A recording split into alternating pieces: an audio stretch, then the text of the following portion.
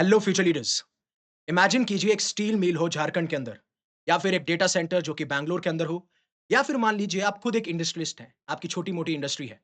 लेकिन अब आप ना तो गवर्नमेंट पे डिपेंड करते हैं कि आपको पावर प्रोवाइड की जाएगी, या फिर आप डिपेंड करते हैं रिन्यूएबल एनर्जी पे। आप इन किसी चीजों पर रिप्रेजेंट डिपेंड नहीं करते।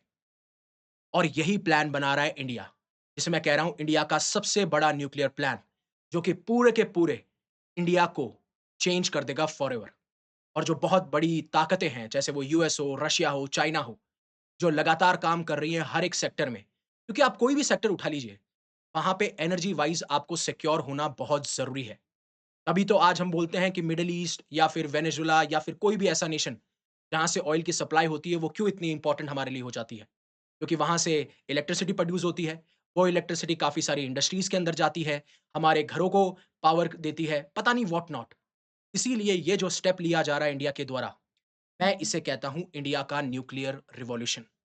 और इसकी शुरुआत तो तभी हो चुकी थी जब इंडिया ने यह डिसाइड किया कि जो वो उनका न्यूक्लियर सेक्टर है या न्यूक्लियर एनर्जी सेक्टर है, अब उसको हम प्राइवेट सेक्टर के लिए भी ओपन अप करेंगे। अब देखिए, प्रोज और कॉन्स काफी सारे हैं, बट बात करेंगे कि क्यों ये इतना हिस्टोरिक है और क्यों इतना रिवॉल्यूशन है।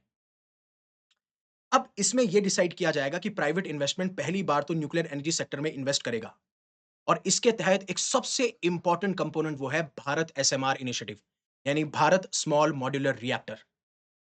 इतना कॉम्प्लिकेट मत कीजिएगा, सोचिएगा मत। मैं आपको बेसिक से लेकर एडवांस तक इस लेक्चर में समझाऊंगा, क्योंकि जब आप इंटरनेशनल रिलेशन की बात करते हैं तो आपको साइंस एंड टेक की बात नहीं करनी होगी, डिफेंस की बात करनी होगी, इकोनॉमी की बात करनी होगी, पॉलिटी की बात करनी होगी, हिस्ट्री की बात करनी होगी, हर एक चीज के बारे में बात करनी होगी। तब जाके आपको इंटरनेशनल रिलेशन समझ में आता है। अब यहां पे काफ़ी सारे जो इंडस्ट्रियल जायंट्स हैं, वो अट्रैक्ट हो रहे हैं इस इनिशिएटिव में, जहाँ पे भारत स्मॉल मॉड्यूलर रिएक्टर्स बनाएगा। और अडानी ग्रुप तो ऑलरेडी बातचीत कर रहा है उत्तर प्रदेश के अंदर ऐसे 8 स्मॉल मॉड्यूलर रिएक्टर को सेटअप करने के लिए, जो कि सिग्नल करता है कि न्यूक्लियर एनर्जी में पब्लिक और प्राइवेट पार्टनरशिप एक साथ कितना बड़ा योगदान दे सकती है। बट बात यहाँ पे ये है कि आज हमें न्यूक्लियर एनर्जी सेक्टर में प्राइवेट पार्टिसिपेशन की ज़रूरत पड़ क्यों रही है? क्योंकि 2047 तक इंडिया का एम ये है कि हमारी जो न्यूक्लियर एनर्जी कैपेसिटी है, यानी न्यूक्लियर एनर्जी से या न्यूक्लियर पावर प्लांट से हम कितनी इलेक्ट्रिसिटी जनरेट कर सकते हैं, जिससे कि हमें बाकी दूसरे सोर्सेस पे डिपेंड ना होना पड़े। फॉर एग्जाम्पल, अगर आप कोल पे डिपेंड होते हैं, तो आपको बाकी नेशंस पे भी डिपेंड होना पड़ेगा। कोल को आप इंपोर्ट करेंगे, फिर आपकी इंडस्ट्रीज कोल का यूज करेंगी, उसकी वजह से पॉल्यूशन होगा, एमिशन होगा, एनवायरमेंट डैमेज होगा। और धीरे धीरे इसीलिए हम डीकार्बनाइजेशन की तरफ बढ़ रहे हैं। डी मीन्स रिमूवल, कार्बनाइजेशन मतलब जो कोल से कार्बन एमिशन हो रहे हैं, उस प्रोसेस को कार्बनाइजेशन कहा जाता है। एंड उससे हमें धीरे धीरे अलग होना है। उसके लिए रिन्यूएबल एनर्जी, जो आपकी सोलर और विंड एनर्जी है, या फिर न्यूक्लियर एनर्जी बहुत इंपॉर्टेंट हो जाती है। बट सोलर और विंड एनर्जी अनरिलायबल है, यानी कभी तो विंड चलेगी तो चलेगी, कहीं पे सूर्य उगेगा तो उगेगा, कई बार उसकी इंटेंसिटी कम होगी या ज्यादा होगी, तो इसलिए ये अनरिलायबल हो जाता है। और आप इसको हर जगह डिप्लॉय या तैनात भी नहीं कर सकते। इसीलिए ये वो एक बहुत बड़ा चैलेंज हो जाता है एनर्जी सेक्टर के अंदर भी। लेकिन न्यूक्लियर एनर्जी, जहां पे हम कैपेसिटी चाहते हैं 100 गीगावाट की, आज के टाइम पे सिर्फ हम 8.8 गीगावाट ही जनरेट कर पा रहे हैं।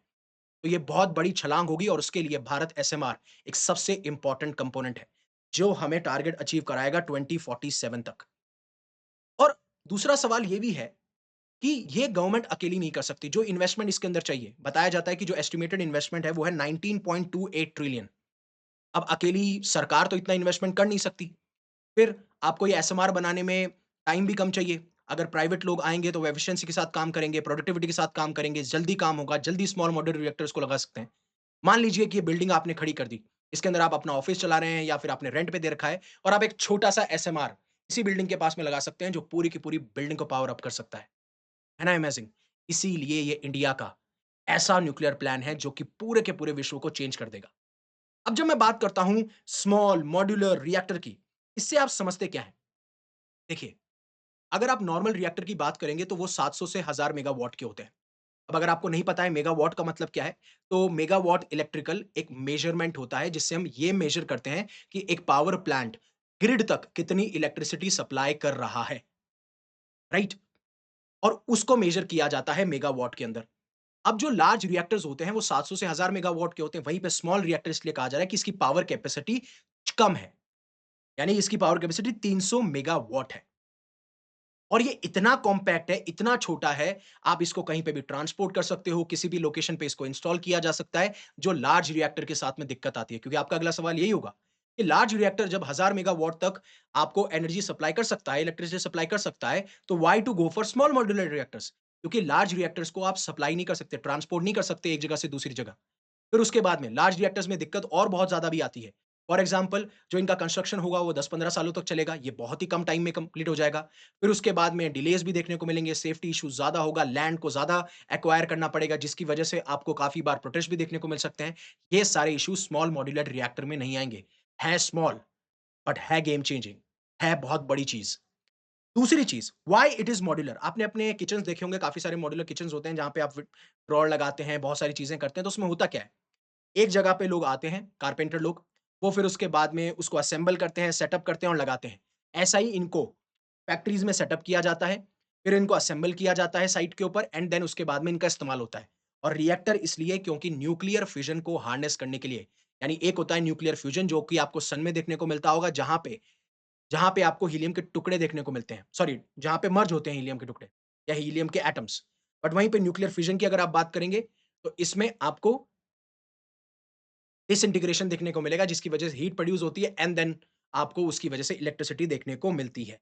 आई होप आपको स्मॉल क्यों है, मॉड्यूलर क्यों है, रिएक्टर क्यों है, ये समझ में आ चुका होगा। लेकिन क्या सिर्फ इंडिया अकेला है? क्या बाकी नेशन ऐसा नहीं कर रहे हैं? बिल्कुल ऐसा कर रहे हैं। अगर आप हिस्ट्री उठाएँगे जैसे जापान ले लीजिए, south Korea, Russia, China, India, UK, Canada, Japan, south Korea, USA ये सब के सब इस ग्लोबल रेस में लगे हुए हैं। और अगर आप मानेंगे तो जापान वाले रीजन में तो आप देखेंगे कि इनका एक बहुत ही एडवांस स्मॉल रिएक्टर प्रोग्राम भी चल रहा है जिसके अंदर ये पूरे के पूरे डिस्ट्रिक्ट को पावर दे रहे हैं, डिस्ट्रिक्ट को एनर्जी दे रहे हैं। और रशिया की बात करें तो बहुत लंबी हिस्ट्री रही है जहाँ पे इन्होंने ऐसे स्मॉल मॉड्यूलर रिएक्टर्स सबमरीन्स के अंदर इस्तेमाल किए हैं या फिर जो इनके फ्लोटिंग पावर प्लांट्स हैं वहाँ पे इस्तेमाल किए गए हैं। Same goes with Canada, USA यहाँ पे भी मोस्ट एडवांस प्रोग्राम्स चलाए जा रहे हैं। तो ये इंडिया को भी ग्लोबली इस टेक्नोलॉजी के अंदर एक अच्छी पोजिशनिंग देता है।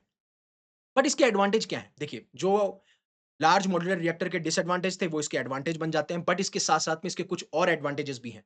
फॉर एग्ज़ाम्पल आप देखेंगे ये ऑटोमैटिकली अगर ये शटडाउन होना चाहता है, तो ग्रेविटेशनल फ़ोर्स की वजह से यानी ग्रेविटी की वजह से ये अपने आप को शटडाउन कर लेगा, अपने आप को कूल कर लेगा।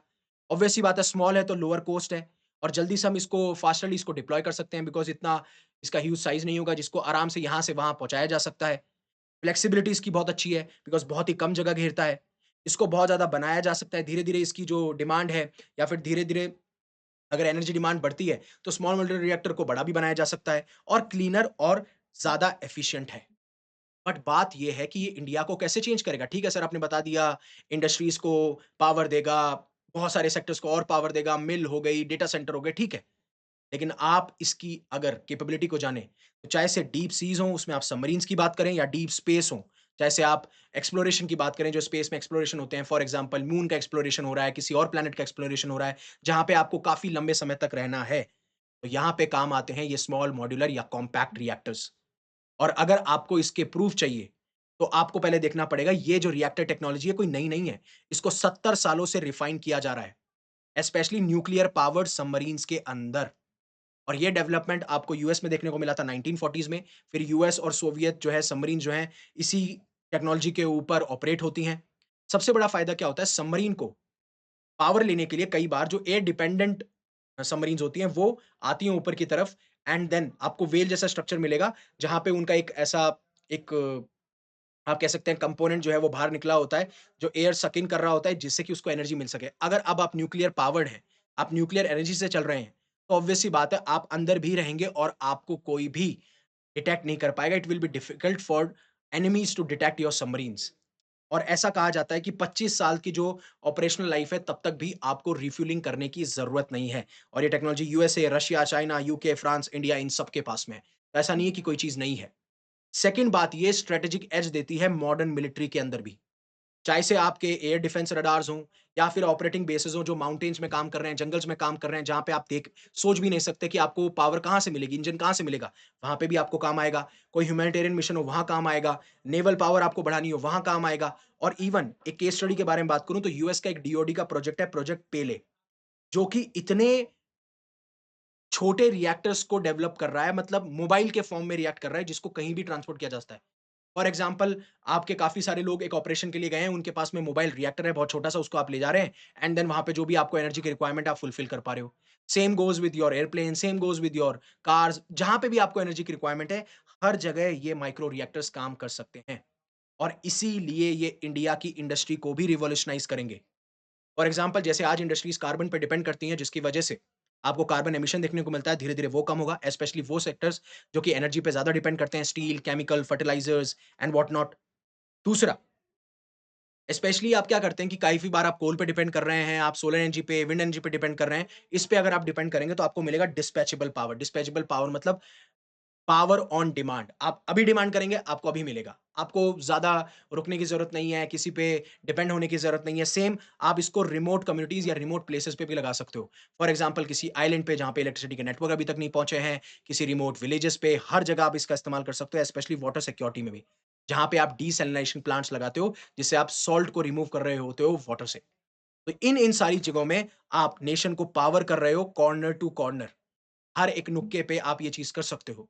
और फाइनल फ्रंटियर है कि कैसे आप जो भी स्पेस के एक्सप्लोरेशन है, उनमें भी आप काम कर सकते हो। फॉर एग्ज़ाम्पल, जब भी आप कोई ल्यूनर एक्सप्लोरेशन, मून पे एक्सप्लोरेशन करना हो या स्पेस का एक्सप्लोरेशन करना हो, जहाँ पे आपको ऐसा पावर सोर्स चाहिए जिस पे हम रिलाय कर सकें, जो लॉन्ग ड्यूरेशन हो, तो वहाँ पे सबसे बड़ा सॉल्यूशन होगा एसएमआर्स। और उसका अगर आपको कॉन्टेक्स्ट चाहिए, तो जिस तरीके से रशिया, चाइना एक साथ कोलैबोरेट कर रहे हैं जिससे वो न्यूक्लियर रिएक्टर बना पाएँ मून में बाय 2036, ऐसे यूएस का एक आर्टेमिस प्रोग्राम है जिसके तहत इंडिया ने भी उसको साइन किया, जिसमें सस्टेनेबल ह्यूमन प्रेजेंस देखी जाएगी मून के ऊपर 2020। और इवन इंडिया का भी विजन है कि हमारा मून के ऊपर बेस हो बाय 2035। तो इसके लिए हमें एक रिलायबल और लॉन्ग ड्यूरेशन पावर सोर्स चाहिए, जो कि प्रोवाइड किया जाता है स्मॉल मॉड्यूलर रिएक्टर्स के द्वारा। एंड इसी वजह से इंडिया का रोड मैप ये है कि इन्वेस्ट किया जा रहा है 20,000 करोड़ से ज़्यादा इस एसएमआर रिसर्च एंड डेवलपमेंट में। करंट फोकस हमारा ये है कि जो भाभा एटॉमिक रिसर्च सेंटर है, वो भारत एसएमआर्स बनाएगा 200 मेगावाट और 55 मेगावाट यूनिट के।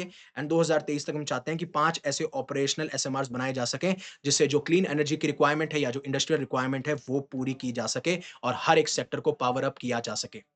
बट इसमें कुछ हर्डल्स भी हैं और कुछ रुकावटें भी हैं। पहली चीज़, बहुत ही क्लियर, कंसाइज़ और एफिशिएंट रेगुलेशन होना चाहिए। ऐसा नहीं हो कि बहुत रूल्स बना दिए, बहुत रेगुलेशन बना दिया, बहुत डिफिकल्टी बना दी प्राइवेट सेक्टर के लिए, तो ये चीज़ वहीं की वहीं ठप हो जाएगी। तो लाइसेंसेस पे ध्यान रखना है, लाइसेंसिंग फ्रेमवर्क पे ध्यान रखना है, रेगुलेशंस पे ध्यान रखना है। दूसरा, कॉस्ट एंड स्केल।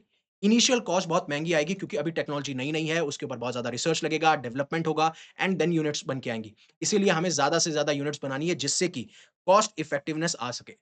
तीसरा, सप्लाई चेन को हमें बहुत रोबस्ट रखना पड़ेगा, बहुत ही तेज़ी से काम करना पड़ेगा, जिससे वन बाय वन कंपोनेंट आते जाएँ और कहीं पे भी रुकावट ना आए, नहीं तो सप्लाई चेन रुकी, तो आपके फिर यूनिट्स बनना बंद हो जाएँगे। एंड चौथा है पब्लिक ट्रस्ट। लोगों के लिए ये एक नई चीज़ है, तो लोगों का कॉन्फिडेंस लेना बहुत इम्पोर्टेंट है। लोगों को इसके बारे में अवेयर कराना बहुत इम्पोर्टेंट है कि ये इतना हार्मफुल नहीं है, इसमें सेफ्टी कंसर्न्स कम है और इसके क्या-क्या फ़ायदे हो सकते हैं, तब जाके आपको पब्लिक ट्रस्ट मिलेगा। एंड तब आएगा एक नया न्यूक्लियर डॉन या एक नया न्यूक्लियर सवेरा। तो सिर्फ़ ये एक पावर सोर्स नहीं है, ये एक स्ट्रैटेजिक पिवट है, जिसका टेक्नोलॉजिकल पोटेंशियल इतना इमेंस है, बहुत ज़्यादा है और ये टाइम है for India to get going. तो आई होप आपको ये पूरी की पूरी पिक्चर समझ में आ चुकी होगी। Thank you very much for giving me your precious asset, that is your time. Stay safe, stay happy, take care. जय हिंद, जय भारत।